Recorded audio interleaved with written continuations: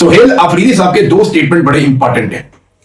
एक स्टेटमेंट में उन्होंने ये कहा कि मुझे कहा गया तुम लॉन्ग मार्च का ऐलान करो, तुझे 5 दिनों में नाअहल करवा देंगे। ये साफियों से मुलाकात में सुहेल अफरीदी ने बात की कि मुझे कहा गया कि लॉन्ग मार्च का ऐलान कर, तुझे 5 दिन के अंदर नाअहल करवा देंगे। अब जिसने ये ऐलान किया वो कौन है, सुहेल अफरीदी को यह भी बताना चाहिए कि तुझे कहकर कौन मुखातिब कर रहा है और कौन इस तरीके से बात कर रहा है एक सूबे के वजीर आला से जिसके पास मैंडेट है उस सूबे का। और ये वाहिद हुकूमत है जो अवामी वोटों के साथ बनी हुई है, वरना सारे फॉर्म 47 पर आकर बैठे हुए हैं। सवाल ये पैदा होता है कि कौन है जिसने सुहेल अफरीदी को इतना खुलकर धमकी दी और सुहेल अफरीदी साहब उसका नाम क्यों नहीं ले रहे, बताना चाहिए बतौर वजीर आला। पहले बताएं ताकि लोग पिन पॉइंट करें। इमरान खान साहब की तरबियत तो यही है इन लोगों को कि जो तुम्हें तंग करे उसका नाम लो, बताओ कि ये है। और लड़ाई भी इसी तरह चल रही है और इमरान खान से प्रॉब्लम भी यही है कि हम धमकियां लगाते हैं, तुम बाहर जाके क्यों बताते हो कि हमने धमकी लगाई है। हम बदतमीजी करते हैं, तुम क्यों बताते हो कि हमने बदतमीजी की है। हम पर्चे कराते हो, तुम ये क्यों कहते हो कि हमने पर्चे करवाए। तो हर चीज इमरान खान साहब कैटेगोरिकली कहते हैं कि मुझे या मेरी बीवी को कुछ हुआ तो आसिम मुनीर रिस्पॉन्सिबल है। अब सुहेल अफरीदी बताएं कि सुहेल अफरीदी को यह धमकी किसने लगाई थी। दूसरा, सुहेल अफरीदी ने कहा कि जो हम एहतजाज करने जा रहे हैं ये इमरान खान साहब की रिहाई के लिए नहीं करने जा रहे, ये इमरान खान साहब तक रसाई के लिए करने जा रहे हैं। आप अंदाजा करें मामला यहां पहुंच गया। एक पहले कंपेन चलाई जा रही थी कि इमरान खान रिहाई अमन फोर्स, इमरान खान साहब की रिहाई के लिए नौजवानों को इकट्ठा करना।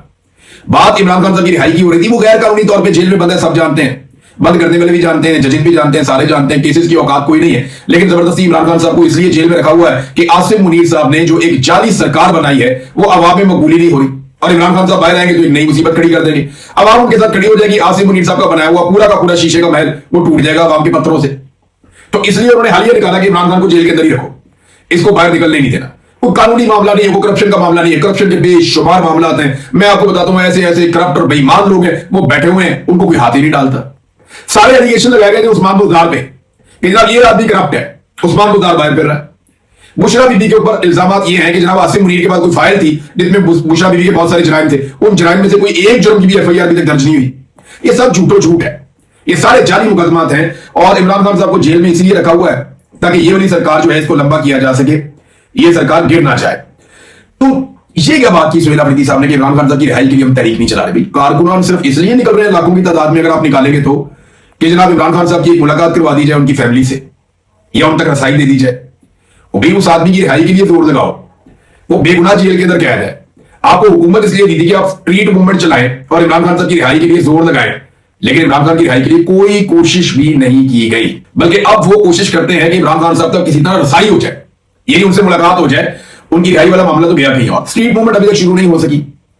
अब जब मैं ये वीलॉग आप मेरा सुन रहे हैं तो 4 दिन गुजर गए हैं ऐलान किए हुए, और 4 दिन गुजरने के बावजूद अभी तक तैयारियां शुरू नहीं हुई कि ये लॉन्ग मार्च कैसे होगा, किस तरह लोग निकलेंगे, कोई कमेटियां बन जाए, कोई मेंबरशिप शुरू हो जाए, कोई तैयारियां शुरू हो जाए, कोई ग्राउंड पे लोग निकलना शुरू हो जाए। और अगर वही सारा कुछ करना है सुहेल अफरीदी साहब ने जो वो पहले कर रहे थे तो वो तो पहले भी कर सकते थे, अनाउंसमेंट के बगैर भी कर सकते थे। वो पंजाब चले जाएंगे, सिंध चले जाएंगे, बलूचिस्तान चले जाएंगे, लोग निकलेंगे, उनका इस्तकबाल करेंगे, 10,000 5,000 लोग निकलेंगे और उसके बाद वापस चले जाएंगे। स्ट्रीट मूवमेंट कोई और चीज होती है, आपको हर गली हर मोहल्ले में कमेटियां बनानी पड़ती हैं, नीचे तक घरों तक एक एक आदमी तक आपको टच करना पड़ता है। क्या उसके लिए पाकिस्तान तहरीक इंसाफ ने अभी तक कोई काम शुरू किया? तो मैं आपको ये बता रहा हूं कि नहीं शुरू किया। बाद में आप मायूस होंगे, आप सर पकड़ेंगे, आप ये कहेंगे जनाब कि ये आप हमें उम्मीद दिलाते हैं सोशल मीडिया पे लोग, या बहुत सारे मेरी तरह के और लोग हैं, आप कहेंगे हम लोग को ब्लेम करेंगे कि ये उम्मीद दिलाते हैं। आपको पहले बता रहे हैं कि कोई स्ट्रीट मूवमेंट और कोई निचले लेवल तक तैयारी नहीं हो रही। ये इसी वजह से अभी तक तो बैठे हुए हैं 4 दिन गुजरने के बावजूद कि हमने ऐलान कर दिया जब हम चलेंगे तो लोग हमारे साथ चल पड़ेंगे बहुत सारे। तो तैयारी कोई नहीं, ये मैं आपको पहले बता दूं। और ये एक दिन का काम भी नहीं है, ये भी मैं आपको बता दूं। अगर किसी को ये लगता है कि वो घर से निकलेंगे, एक दिन जाएंगे इस्लामाबाद में जलसा करेंगे और इमरान खान को लेकर आ जाएंगे या उनको अस्पताल में दाखिल करवाकर उन तक रसाई हो जाएगी, फैमिली से मुलाकात करवाकर वापस आ जाएंगे, तो ये भी नहीं होना। ये एक लंबा टेस्ट मैच है, आपका हुकूमत के साथ मैच पड़ेगा। हमने कश्मीर में देखा, उनके 100 के करीब लोग शहीद हो गए, वो घर ही नहीं जा रहे, वो आज भी वहां पे बैठे हुए हैं, वो वहां से हिलने के लिए तैयार नहीं है। हुकूमत को उन्होंने नाक में दम किया हुआ है। और याद रखिएगा ये सारी चीजें रिकॉर्ड के ऊपर आ रही है, ये उल्टा इनको नुकसान हो जाएगा।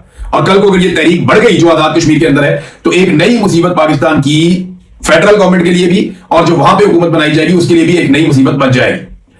तो वो नाज़रीन कहते तन्हाई और इमरान खान साहब की सेहत और उसके बाद 27 सितंबर, इन चीजों पे हमने बात की। 27 सितंबर का मैं आपको फिर बता रहा हूं, बार बार बता रहा हूं कि उसके लिए खैबर पख्तूनख्वा में भी तैयारियां शुरू नहीं हुई, तो पंजाब में और सिंध में और बलूचिस्तान में कब तैयारियां होंगी, कश्मीर में कब तैयारियां होंगी, गिलगित बल्तिस्तान में कब तैयारियां होंगी, उसके बारे में अभी हम कुछ कह नहीं सकते।